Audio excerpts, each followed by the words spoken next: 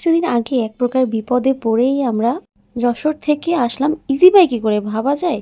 আমি এর আগে কখনোই এরকম অ্যাডভেঞ্চার করিনি। যদিও এটা অ্যাডভেঞ্চারের মতোই লাগছিল। ৩-৪টা ইজি বাইক চেঞ্জ করে আমরা বাগাচড়াতে আসছি। যশোরে মনে হয় কোনো মারামারি বাজছিল। দেখছিলাম রাস্তায় আর্মিও ঘুরে বেড়াচ্ছে, সেই সাথে সব গাড়ি ঘোড়া বন্ধ।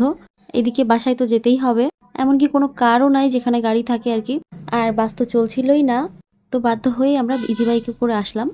তো আমার আব্বাজান বলল সে নাকি তার আব্বাজানের কাছ থেকে, মানে আমার দাদু ভাইয়ের কাছ থেকে একবার এখানে এসে খেয়েছিল একটা হোটেলে, ঝিকরগাছার। সেটা নাকি অনেক সুন্দর ছিল। হোটেলটা না, হোটেলের খাওয়াটা। তাই বলল যে তাহলে চল তোকে ওখান থেকে খাইয়ে নিয়ে আসি, দেখ কেমন লাগে। তো যখন আমরা ঝিকরগাছাতে পৌঁছালাম তখন বাজে 3:30। তখন যে আমার এত পরিমাণে খিদা লাগছিল, খিদাতে মাথা ঘুরে যাচ্ছিল একদম। তো আমরা আসলাম ঝিকরগাছার কবির হোটেলে। সেখানে দেখলাম বেশ ভালোই লোকজন আছে। তো হোটেলে ঢোকার পরেই ওরা আমাদের একটা রুমে বসতে দিল। আর হোটেলের এই একটাই রুম ছিল যেটা আলাদা সম্পূর্ণ। হোটেলটা ভিতর থেকে ভালো না হলেও এর যে এই জিনিসটা আমার খুবই ভালো লেগেছে। কারণ এরকম ধরনের হোটেলে এভাবে প্রাইভেসি সম্পূর্ণ একটা রুম থাকে না সাধারণত। আর আরও একটা জিনিস দেখলাম, ওদের যে খাবার দাবারের হাঁড়িকুড়ি ছিল সেগুলোও ভালোভাবে ঢাকা ছিল। এটা আমার কাছে খুব ভালো লেগেছে। তো এখানে গিয়ে বসার সাথে সাথে ওরা আমাদেরকে ডাল ভর্তা কি একটা জানি দিল। ফার্স্টে আমি এটা দেখে খেতে চাইছিলাম না, বলছিলাম কি না কি দেখে। তো ওরা বললো খান, দেখেন মজা লাগবে। এটা একটা চাটনি, তো আমি নিয়ে দেখলাম এটা জলপাইয়ের চাটনি ছিল। আর এত মজা ছিল এই চাটনিটা, আমার কাছে খুব ভালো লেগেছিল। আর এই যে চিংড়ি মাছের ভাজিটা, এটা যে এত টেস্টি ছিল বলার মতো না। একদম সব কিছু পারফেক্ট ছিল। আমরা তো এটাতে অনেকখানি ভাত খেয়েছিলাম। আর এদের সবচেয়ে স্পেশাল যে জিনিসটা সেটা হচ্ছে চুই ঝালের খাসির মাংস। এটা সত্যি অসাধারণ ছিল।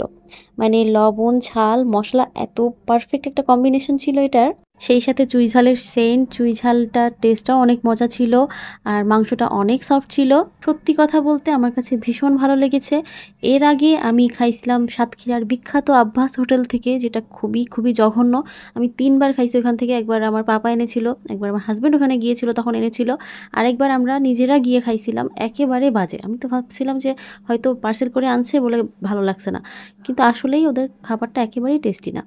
কিন্তু কবির হোটেলের এই খাবারগুলো আমার কাছে অনেক ভালো লেগেছে। বিশেষ করে ওদের ব্যবহারটাও খুব সুন্দর ছিল।